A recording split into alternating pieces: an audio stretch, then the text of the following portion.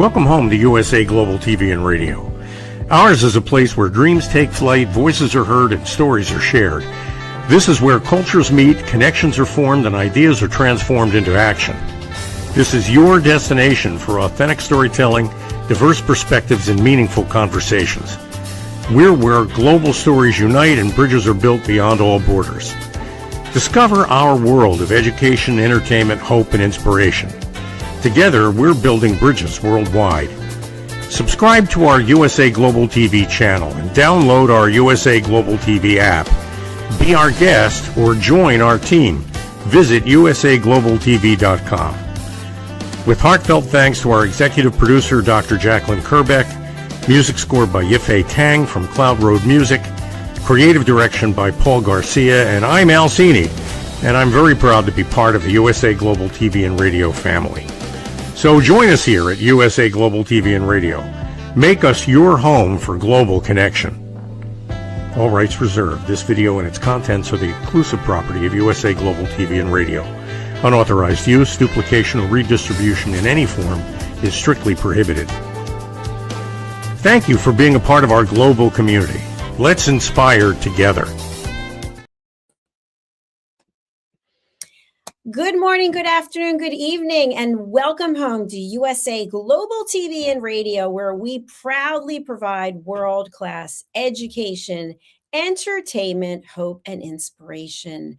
I'm Dr. Jacalyn Kerbeck, and it's a pleasure to welcome you to our first episode of The Business Show, which has been a long time in the making. So if you've been following us since the beginning of time, you know we used to have a business show, and then we retired it for a little while because now we're back with an even better show.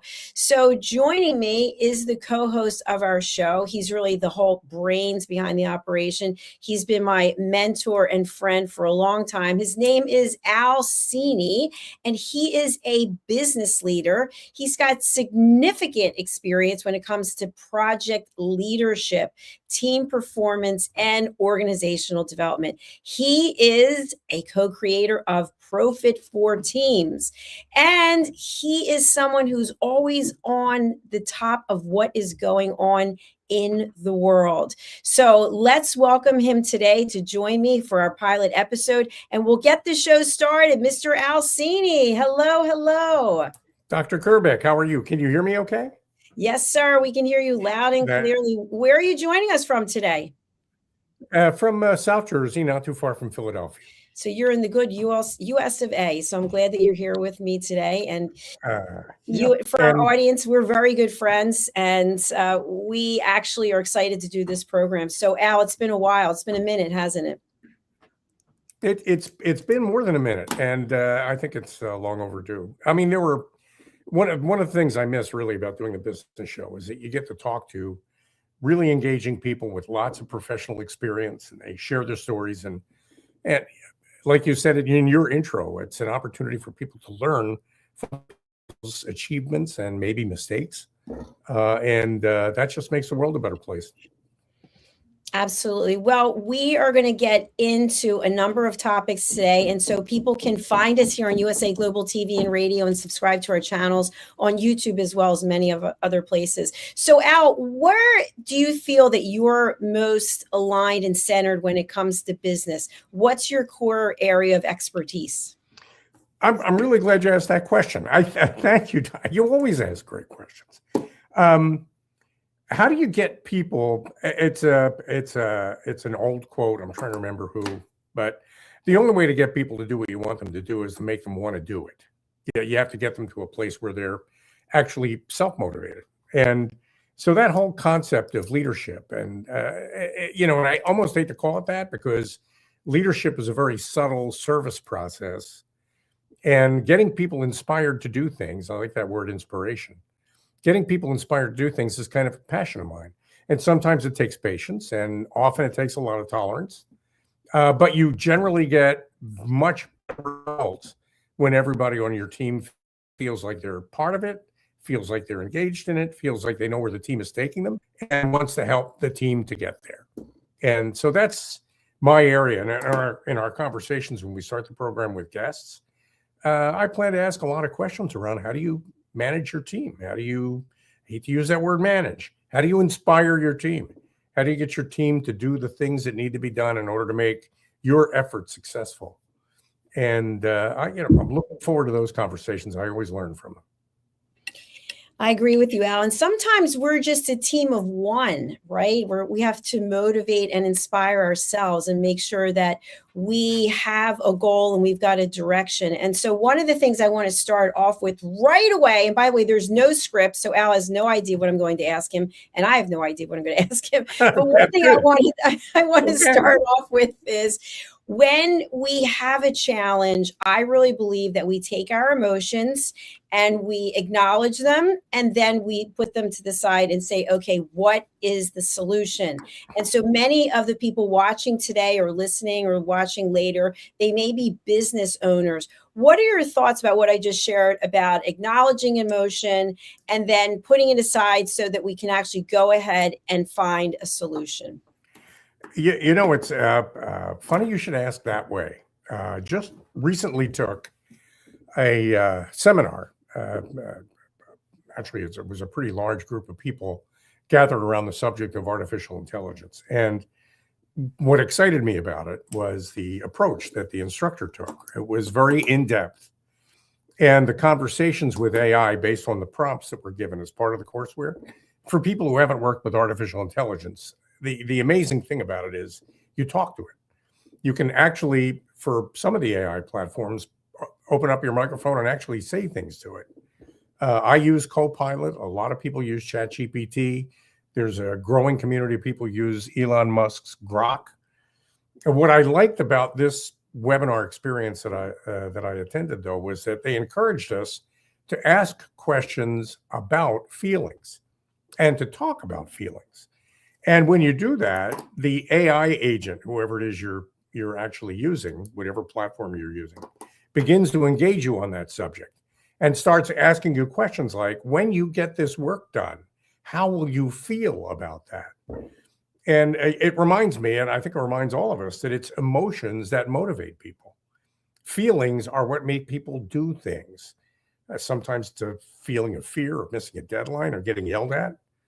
The most powerful motivators are really, though, the fundamental motivators that drive us to accomplish our goals, whatever they might be, and to show up every day along the way and not miss any of the steps involved in getting there.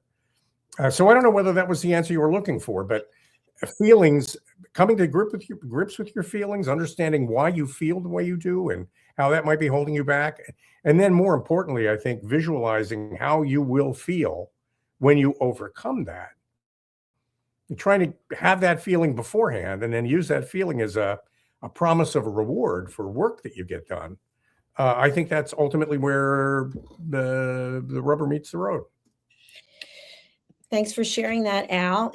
You and I collectively have interviewed thousands. I know I've interviewed probably 9,000 people, and you've interviewed thousands of people. Oh, yeah.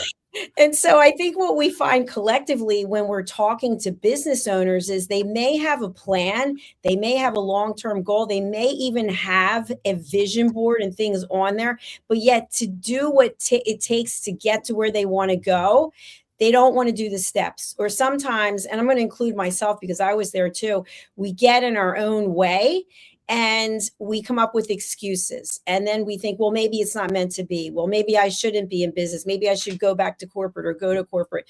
So let's talk a little bit about it. And I also want to bring in artificial intelligence at some point, because I think that sometimes as business owners, we're relying on AI to do certain things and think that we're really winning. We're really accomplishing something tremendous. So let's start with our business owners who are out there today, who have put a lot of money and time into what they're doing, but they're just not getting to where they want to go, either quick enough or even at all. What are your thoughts about what we can share with them?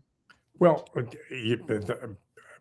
if you're people want, and that is a big if there is a market for what you do, if you offer a solution that people find value in, then usually often the hesitation is around getting the word out.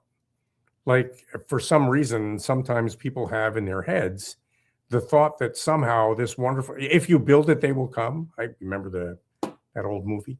Well, it's not true. If you can build it and they won't come until they know about it. They have to know about it. And, getting the word out, I think, is a very important part of that whole process. And that's one of the reasons why we are working together on the Business Talk Show, because we're an opportunity platform for people who might want a little practice with getting the word out, and actually a great opportunity to get in front of your audience, which I believe is now 100,000 plus strong, isn't it? Absolutely. And that's just on one channel. Thank you very much. Well, there are an awful lot of people out there that are looking to learn from the people that you talk to, the 9,000, the 9 or 90,000 people that you've spoken with. Every one of them has been a life lesson. And that's what we're going to be doing. That's so when we ask questions, sure, it's about what do you do and what difference does that make? But it's also, how does it make the people that you serve feel? What is it that motivates them to buy from you? How do you tap into that? How do you articulate how you feel when you deliver it? How does it feel to satisfy a customer? And these motivational moments are what draw us into a positive future of accomplishment and success. That's the payoff, I think, for most people. It's not money, although money is supposed to come along with it, usually does. It's not the money. You do it for the love of it, don't you? Absolutely. Yes. And I do want to say hello to one of your friends there on LinkedIn, Stephen Collette. We've come a long way, Mr. Cini. Thank you so much for watching. Hi, Stephen. How are you? You've also got another comment. Hello, Alcini. I give a solution to a problem. There we go. Next level coaching. And that's Robert J. Moore. Thanks for being here. That's great. So one of the things I want to talk about is visibility. So I know people today who own businesses and they are not on social media. They don't do advertising. They're not in the public domain. And for whatever reason, they are literally putting the success of their business to drive-bys. So people driving by and going, whoa, look at that. Why don't I give them a call? So what are your thoughts, Al? Because I know when it comes to social media, you're on some platforms. You might not be on all of them. And so maybe you're picking and choosing where it is that you're sharing your information. Well, I am. And I'll tell you the truth. Honestly, Dr. Jacalyn, you and I have been communicating in person, on the phone, or every now and then we get together. And those kinds of meetings are really valuable. But to get the word out, you really need to elevate your game. And elevating your game means getting in front of people that you don't know, strangers, and offering your value proposition, telling people what it is you got to offer and having them respond to that, react to it, maybe even buy it, or at a minimum, maybe refer it to somebody they know, because they recognize the problem that somebody else might have that you might be able to solve. So that's what we're going to do with the business show. We're going to give people a chance to talk about their stuff and, the challenges, the difficulties, the successes, and the difference that what they do makes for people. And I've always found those conversations to be very compelling. And at some point, I know in the program, you're going to tell everybody where they need to go to click a link to sign up for a program. Maybe now, while we have people paying attention, there you go. If you want to join us on a future episode of the business show, then these are the links. Subscribe to those channels. And there's a link, I guess, for enroll. And there's no charge, is there, Dr. Jacalyn, for appearing on the program? We welcome everyone 3 times a year for a free interview. We can't guarantee whether they'll be banging or not, but we do offer 3 free interviews a year. And we will be putting that link up, which is usaglobaltv.com/book-your-session. So Al, I want to go into value. Many times when I meet with business owners, they can't succinctly share what the value is that they bring, but yet they're giving so many things away for free. So it's not understanding what your value is, and at the same time, stop giving your value away. Can you comment on that? Yeah, I think there's a lot of fear of rejection, maybe. I mean, I don't know that I really have that right, but sometimes you imagine an objection that a prospect might have, and you respond to that rejection before they even voice it. So it's incredible how many people are actually willing to kind of bargain themselves down in advance of ever even offering something for sale, without really knowing what it is somebody might have an appetite for or how much money they might have to pay for it. And that's fear, and you've got to overcome it. I think when you look at all the time you spend to do the things you do, and the value of your time as a human being, and the value of your experience, and how you've got to where you are, you really need to price your services in a way that expresses that value in monetary terms. And that's what people are expecting. And you got to shut up after you tell them how much, and not imagine that the look on their face is you needing to lower your price to make them happy. And that, I mean, so much goes through your mind when you're encountering somebody and quoting a number. And, you really have to have kind of the courage of your convictions and hold to the number. I mean, if there's a bargain to be made or a deal to be made, let them do the talking and find out what it is. I mean, a no is a no. You got to accept that. You got to walk away. Yeah, great points. Now, I just want to share that for me, I really think a no is a not now or not yet, or I'm not ready. But that doesn't mean that we have to invest any more time in that particular prospect. And, something that I just want to share, during the pandemic, I became certified in meditation. And during this meditation process, we had various speakers come and share things with us. And what I learned from it was so exciting, Al, is that one of the people was charging $50,000 for her services, and people were paying for it. And I thought, what could she possibly be selling for $50,000? And so the point is that someone, at least one person, saw that there was value and was willing to pay that price.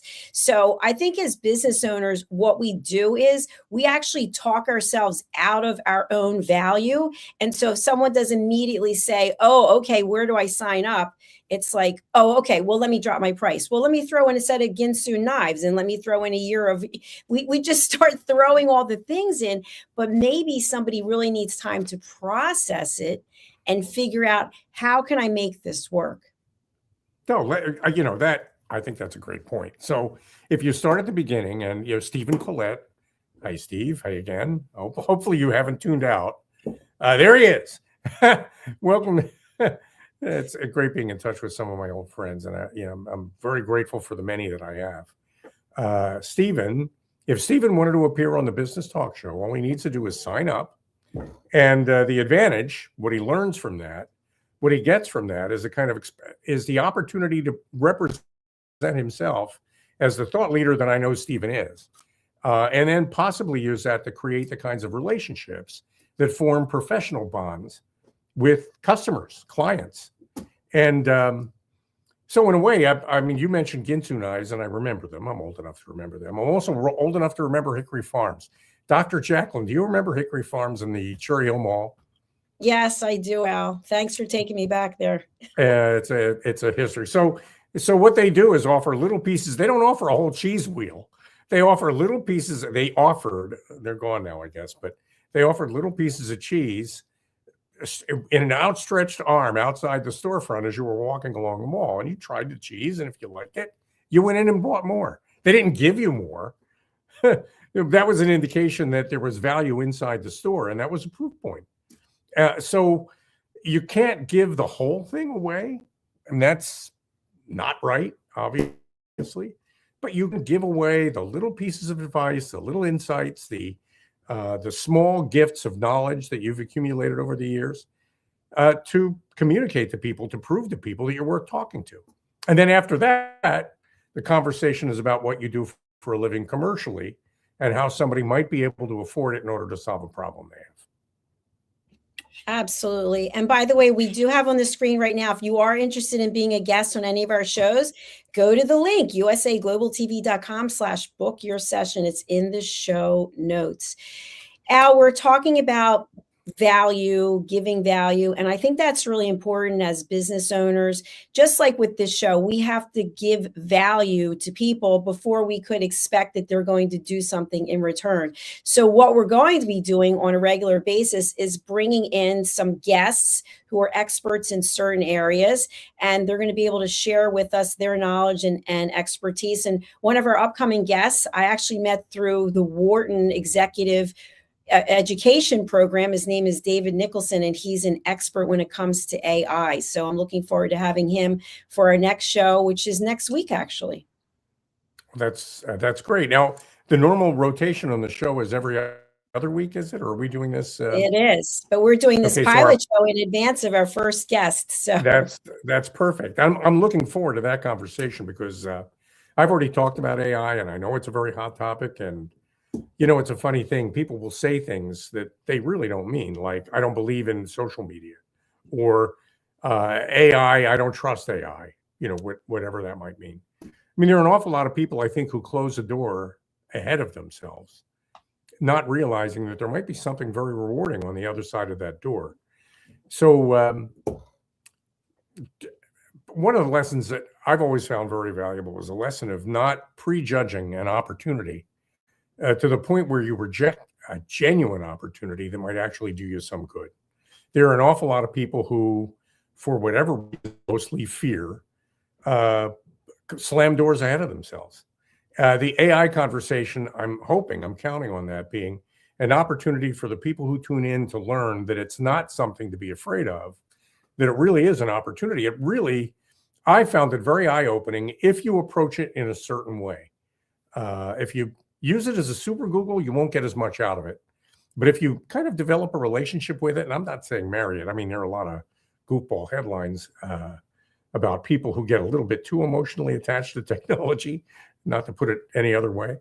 So there's lots of that, but I'm not talking about that. There is a way to get artificial intelligence to understand you to a level where it can actually give you the kind of advice you need to get done the things you need to get done, and to get them done properly and correctly. I'm currently using artificial intelligence to kind of review my architectural plans for developing the software for ProFit for Teams. And it's been, I use Copilot. It's been extremely helpful, very helpful. And it's available. I mean, speaking as a guy who, and I know you can relate to this, you get up at 3 o'clock in the morning and you got a goofball idea. Well, all your friends are asleep, and they should be. But there's Copilot. I call him Bob. And I can have these conversations at any time during the day or night. And you always get back something that opens your eyes a little bit, maybe opens your mind a little bit. It's a discovery process. That's how I've used it. And, I think an awful lot of people are afraid of it to the point where they're not taking advantage of it. And that's unfortunate.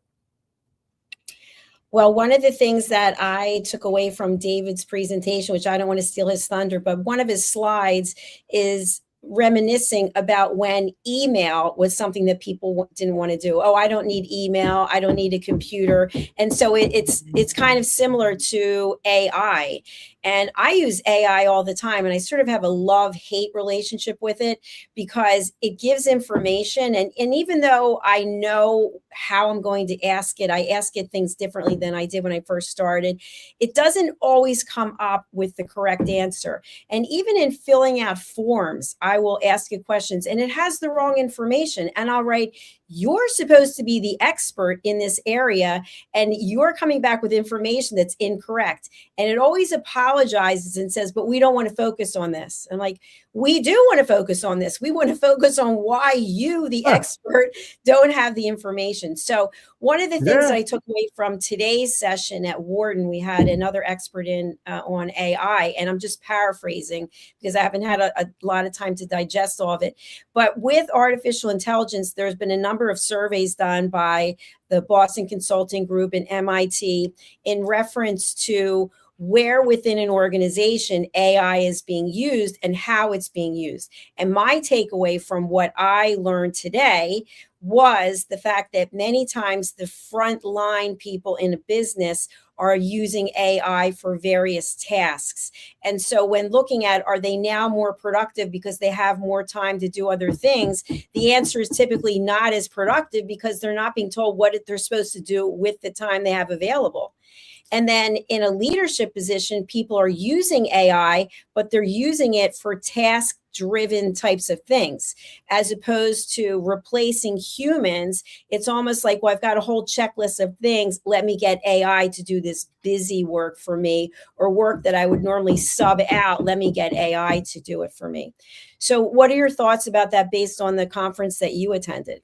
I'm thinking that if you approach artificial intelligence from a place of curiosity, you'll get a lot more out of it than if you approach it from, and keeping in mind that what some of the things you get out of it are not things that you necessarily want to do verbatim.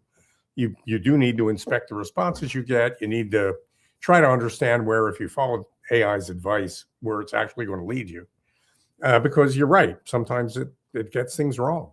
But if you approach it from, in my experience, a place of curiosity where you're asking it questions that you don't know the answer to, and you're asking it to provide you general advice in certain specific areas. My area is usually technology. And I think you get great results from it. I think you get very interesting conversation, even if you don't necessarily get the rock rigid truth out of it. And, like any relationship, you've got to listen to what people say and then pass it through a filter inside of your brain before you convert it to action. But I want to digress a little bit, because you mentioned you're going to Wharton. And one of the things that's always impressed me about you, Dr. Jacalyn, is that you're a lifelong learner. A lot of people say they are, but you really do put your money where your mouth is when you say that. So talk a little bit about what what drew you to that. Tell us maybe a little bit about the course and why did you do it? And is it paying off for you? Well, thanks for asking, Al. Actually, it is a year-long course. It's called Chief Strategy Officer, and it's through Wharton and their executive education program. And I became aware of it on Instagram. It was actually an Instagram ad that kept popping up. And I thought, why does this keep popping up? I sign on, and then there it is. And then it just disappeared. So I thought that was interesting, because then I was wondering why it didn't pop up. So when I finally had to go and find it, I started reading about it. And I thought, it makes a lot of sense for me, because we have a global network and I want to expand our network into other countries. So I need to have a strategy. So I think it's been very rewarding. The people I've met and the case studies that we have, and also the capstone project that we're working on, it's second to none. So I'm really grateful that, first of all, I was accepted. Second of all, I could afford it. And third of all, I have the time, because I mentioned it is a year-long program and there is work to be done every week. It brings us back to the conversation we just had. It's pricey. It's not for you to share how much it costs, but nobody ever said, if that's too much, we'll lower it for you. Did they? I mean, they know the value of what they've got, don't they? So why would they ever say, you know what, Dr. Jacalyn, I can see that look on your face, and how about if we give it to you for half price? I mean, right off the bat, they're telling you the course isn't worth the money when they do that. Right. Well, and also, as far as I look, it is the Wharton School of Business, which is one of the top business schools in the world. So if they were offering a course for $99, I don't know that would go in alignment with their branding, because the people they're going to get, the professors and the people who are going to be sharing their expertise, they're going to be at a certain level of knowledge and education. So I think that just being able to be part of this program is truly a gift. And I'm looking forward to being able to share what it is that I'm learning to help my business grow, and as well as help my clients grow their businesses. That's great. And you're not doing it for the certificate, are you? You're doing it for the knowledge. Well, because once you're enrolled in this program, the Chief Strategy Officer, I'm not a Wharton alumni. I actually have to take, I think it's a 2-year program to become an alumni. So believe me, that's on my list next, because I am excited to continue learning. And of course, I do love all of the awards and certificates. I already have a master's and a doctorate, but it's really the journey. It's about what you learn along the way that you can then use to help other people. Which is a lesson for the people watching our program. It may seem like a diversion It may not feel like it directly contributes to what it is you're trying to accomplish in your life or in your work, but these are areas that you should explore. Yeah, well, for me, I'm looking at growing our business internationally. So, chief strategy officer really fits in really well. So, I want to talk a little bit about what we're going to be exploring in some future episodes when we look at, did they really do that? Did that company really decide to go in that direction? So there are a Is lot of situations where we hear things or we see it on social media, and it's kind of like, wow, that company just took their brand and just threw it aside and didn't care. So Al, tee that up a little bit because it really relates to what you do with Ahead for Business. we had sort of talked about the possibility of launching a program called Ahead for Business, where we explore the kinds of biases and blind spots that cause sometimes major corporations to make misjudgments.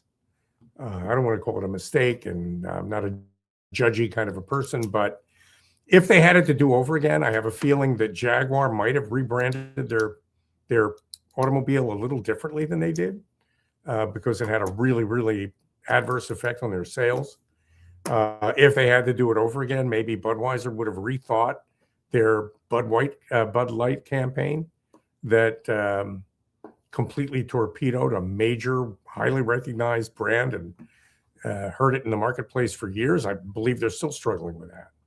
So what we want to do, I think, and every now and then, rather than make a show about it, I think we'll have an Ahead for this segment or episode of the Business Talk Show where we explore a mistake that a company made. And for people who are listening who may have been involved in some of those mistakes, we can block out your face. You could wear a mask, but it would be great to have you on the program to talk about what might have been going on in the decision-making process that makes it possible for very intelligent, seasoned professionals to do unbelievably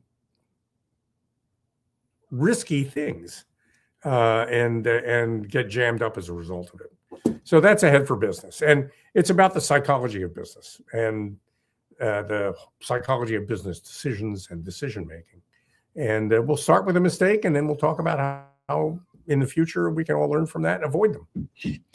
Absolutely, because it's all about learning, sharing, and caring. And so I've made a number of mistakes in business, and I know that at some point we all, if you're out there really putting yourself out there, you're really visible, and you're looking at what opportunities are available, we can make mistakes, and they can be key learning opportunities. And so we want to share them with our audience.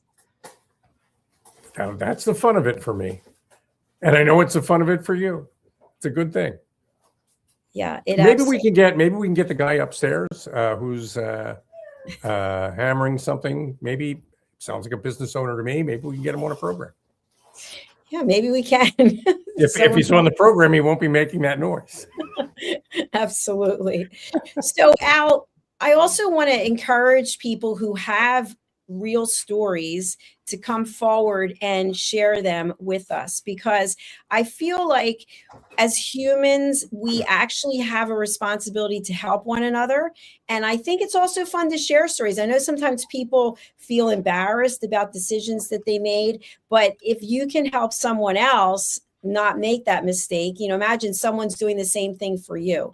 So before we wrap up for today, is there a story that you'd like to share? And again, it's unscripted. Is there anything that comes to mind for you that you'd like to share with our audience? That's not too terribly embarrassing? Yeah, or if really embarrassing, that'd be even better. Really embarrassing. Okay, now I mentioned earlier that it's always a fun thing to approach opportunities like AI from a place of curiosity. And I like to consider myself a curious person. When I ask questions,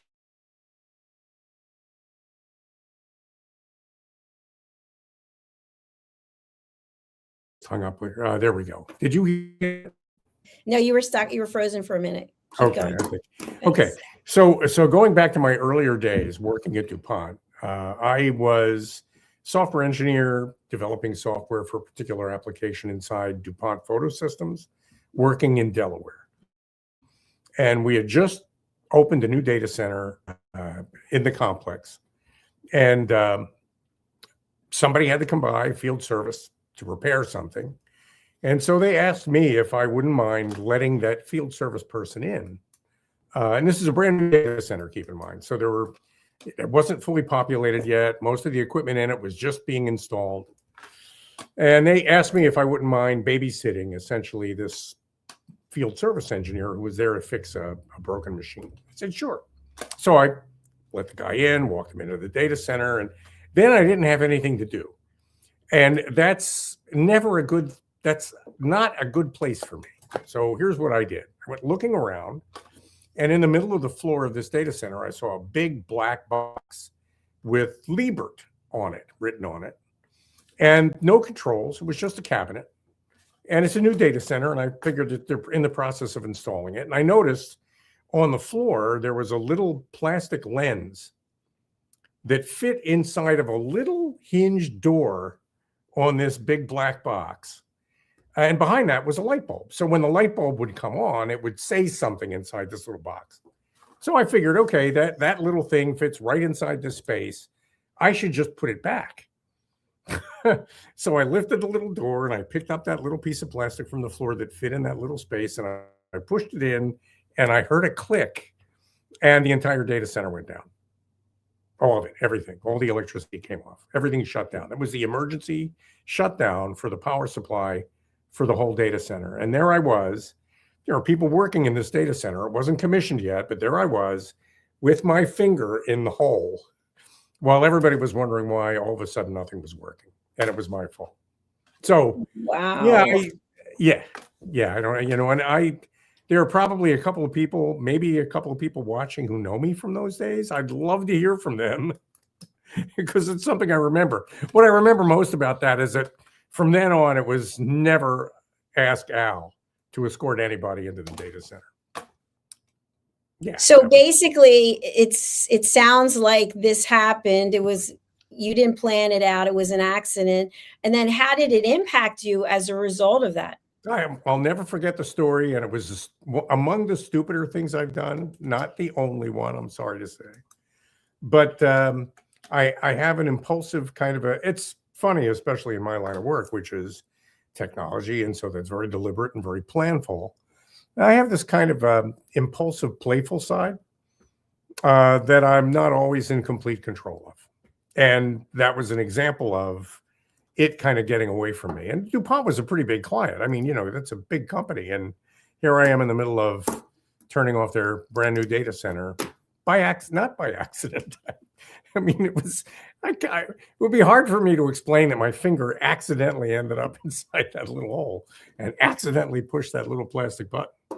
So no, it was deliberate, and I got away with it. But I mean, they didn't fire me or anything. But I do remember that moment, and I remember the consequences of it. So if that's in a head for business moment. That's a good one. And to be fair, I'll share one that happened to me when I was in corporate. I worked on this big deal that was in technology for probably 3 years. And it was the day when the client was signing the contract. And the client was a friend of mine. She became a friend of mine through this process. And her SVP was going to be signing the contract. So we were all gathered around, including my boss, and we were watching this person sign the contract. And as soon as he signed the contract, I threw my arms around my friend. I was like, oh my gosh, congratulations, we did it. And she just stood there stoic. Her eyes flew open, and she told me to move away from her. And afterwards, she said, I can't believe that you did that. And I can't believe that I did it either, but it was very authentic because we had worked. It was an authentic, genuine, real moment. How old were you? Do you remember how old you were? Yeah. So I retired in 2020. So maybe it was in, I don't know, 2015 or 2014 or something. It was a real moment, but I learned that I had to put on a mask and be in a certain role. And so that was a message that I never forgot. I'll tell you the truth. They're really memorable. I mean, there may have been somebody in that room who saw the way you reacted and came away with a completely different impression. It was a moment of exuberance and accomplishment, and you had it coming, and if, I don't know if I want to play the game of business if I have to wear a mask. Yeah, it's true. And I'll share one more because I think this one is even better in a different role. I've only had four jobs in corporate really that were my whole career. And this is in a different role that was later, but I was calling on a consumer products company and I used a lot of their products. So I went to New York for the presentation. We'd spent a lot of time, my team and I, working on the presentation, and we were pitching against other companies. And so in my suitcase, I had all of these products from this company. And so before I presented, I had set them all up on a display. And I kind of had them like almost like if you were going to a storefront, you would see everything, but I had something over it. So I did the pitch. And at the very end, because everyone was wondering what's underneath there, I moved the thing that was on top of it. And I was like, and I'm your biggest brand ambassador. I use your and I went on and on and on. And it was crickets, nothing. And then the feedback I got later was because I had the products there that I appeared desperate. And I thought, wow, isn't that interesting? By the way, I ceased to use those products anymore, but it was interpreted in a completely different way. And so that was another key learning. And you remember that it hurt. Yeah, it hurt. I mean, you really definitely, badly. yeah, those some moments of especially embarrassment, which was mine. They hurt, and you don't forget those things. I mean, eventually you find a way to laugh at them, and you're thankful that you got through them. But yeah, those are feelings, Doc. I mean, we all like to think in business place, but they belong everywhere in business. So what will we leave our audience with when they want to express themselves? We've just given 3 examples of stories where, we shared how we felt and things happened by accident, or our intention was honorable, but yet it wasn't received that way. Well, we want those stories because I think an awful lot of people are probably ruminating over something they imagine was a terrible, unrecoverable mistake that may, in fact, years ago have derailed them and prevented them from getting what they want today. And I think what you need to do is forgive yourself, get past all that, realize mostly these moments are funny and not really moments. They're not really tragedies. They're mostly comical. And you get past that and you just realize I still have a list of things that I want to accomplish. Don't let any of those, what you imagine were mistakes, inform you in a negative way about the things that are yet to come. Be open to the fact that you still have mistakes to make, and don't worry about that. And so, from my point of view, I think if we can teach people to be curious and courageous, and if they can learn from some of the stories that our guests are going to tell, that it's okay to move forward and every now and then make a mistake, I think it's a good place to leave people. I agree with you because I think that none of it is really a mistake. It all takes us down the path that we're supposed to go. So if you hadn't have shut down the whole center, if I hadn't been a brand ambassador, we might have taken different directions in our careers than we have. And yet we sit here today as business owners, and we've got a lot of collective experience between us, and we're able to laugh about what's happened in the past. Yeah, well, I know we're coming up to a close. I did want to say that my partner in this, Lisa Manioki, and I have developed what I believe is a very, very significant team building experience, team development experience called ProFit for Teams. And the web link, I think, is under my name, but it's pro-fit for teams.com. And I hope some of the people that are listening will go visit and give me a call if you have any questions about it.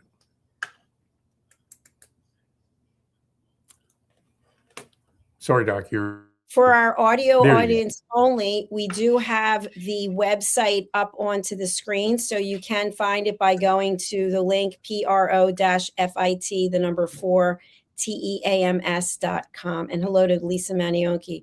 All right, Al, who is a good client for you, and what are some other ways people can reach you?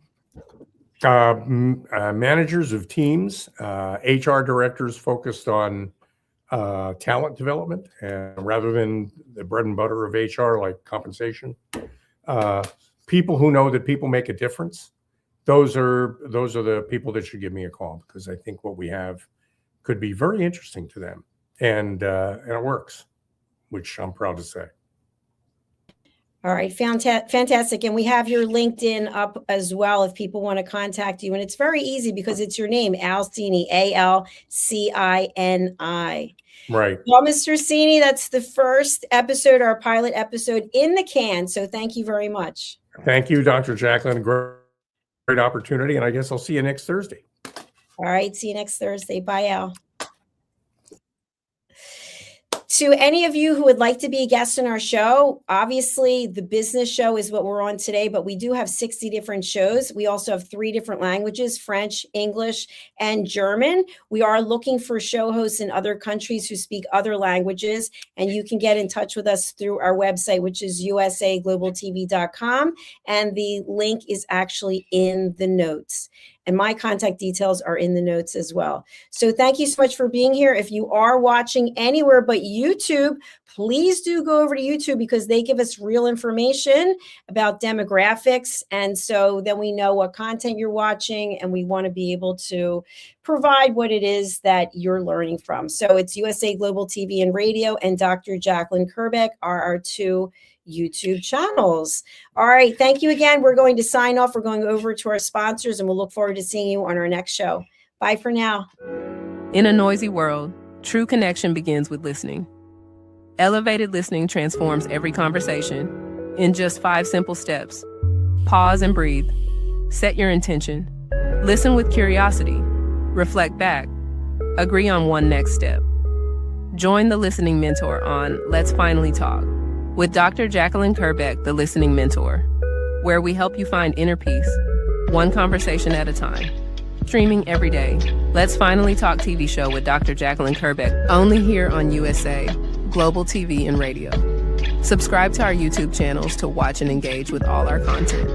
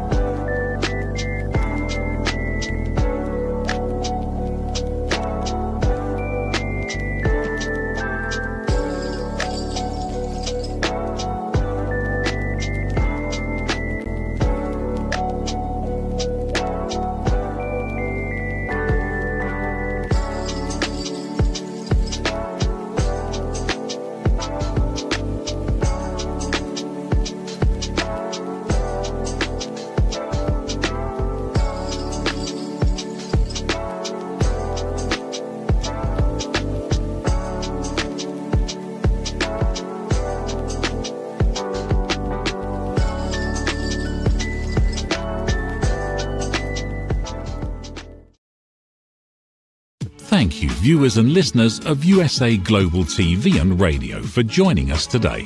We're honoured to have your time and attention as part of our global community. At USA Global TV and Radio, we believe in the power of authentic conversations, meaningful connections, and creating a world of possibilities together. Want to be part of something bigger? Join our team of elevated listeners at usaglobaltv.com, a space where your voice matters and your ability to listen transforms relationships.